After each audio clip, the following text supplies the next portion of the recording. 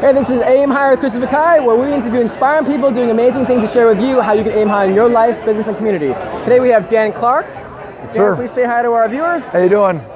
So Dan, what do you do and why should people be inspired by your work? In a nutshell, I played football for 13 years. I was paralyzed in a tackling drill. I was paralyzed for 14 months. 16 doctors told me I'd never get better, and as I started to get better, I was asked to speak, so I became a public speaker, written 26 books, primary contributing author on the Chicken Soup for the Soul books, and a gold record songwriter. The reason why I bring that up is because it forced me to realize the answers to how I got better.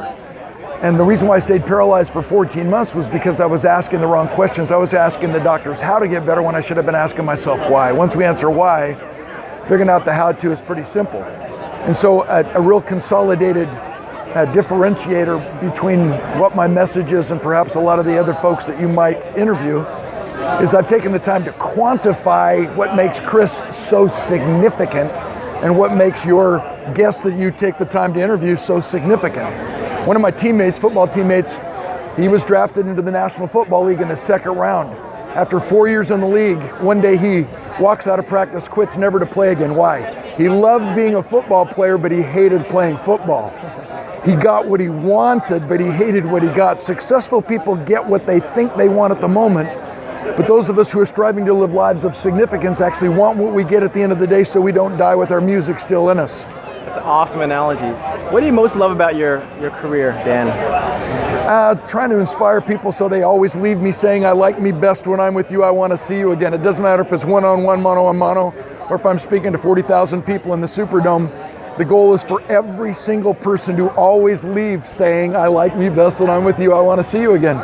And then encourage them to become significant. It's a great term, significance. And what are some of the challenges? Let's say some of our viewers do want to be a speaker and an entrepreneur. What are some of the challenges you face that you can share with our viewers? Find out what you believe in. And once you have that conviction, people will listen. In our world of success, everybody's trying to chase the dollar. They're trying to make a living instead of making that difference, and that sounds so cliche. But what I try to do is inspire people to understand that the answer to the question is, do you have to be successful before you can become significant? And I thought it through and I answered yes, absolutely, so you can comparison contrast what the difference is. I mean, I watched a homeless man in a snowstorm walk up to a bell ringer, Salvation Army bell ringer, all bundled up, and I was one of 9 men waiting to get into this shopping mall through the turnstile doorway. So I had plenty of time to see a homeless man reach in his pocket, turn his pocket inside out, count out 93 cents, put everything he had, put it in the bucket, say, you know, Merry Christmas, lad, and then disappear into the foggy, snow-filled day. I've seen wealthy individuals whom you interview, whom you interact with on a daily basis, hoard their money, keep it to themselves. And then I see individuals like yourself and those who you really cling to, who you admire and talk about in your presentations, who have taken their platform and their influence to the next level to turn their success into significance. It doesn't matter if you're an indigent homeless person or a billionaire. It's not what you do, it's what you do with what you have. And if I can use a Christian, religious example from the Christian tradition without offending anyone else, our friends of other faiths, as we say, in the Bible, there's a story about the Good Samaritan using money to better his community. And regardless if you're Muslim, regardless if you're Buddhist, regardless if you're Christian, regardless if you're Jewish, it doesn't matter because the lesson of this parable is so significant. It's not money, it's not money that's evil. It's not pursuing money and making as much as we can that's evil. It's the love of money that makes it evil. So the same coinage that the Good Samaritan used to better his community is the same coinage that Judas Iscariot used to betray Jesus. I want to take that to one other level. You know, aim higher, Christopher, is about loving what money can do for others. And that's what allows us to become significant. You know, I did a 2.5-hour leadership retreat for the Dallas Cowboys cheerleaders a few times, and people go, what was your message? Are you gonna invite me next time, Yeah, man? absolutely. That's what my friends said. What was your message? I'm like, I don't remember. But it's what you're gonna do with this platform, ladies. There's 33 of you, you're under contract for 1 year. What are you gonna do with this fame?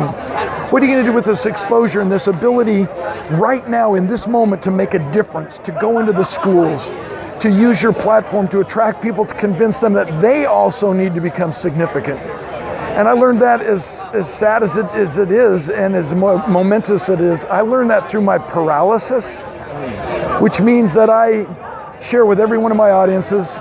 My book's called The Art of Significance, Achieving the Level Beyond Success. My website is danclark.com. It's pretty simple.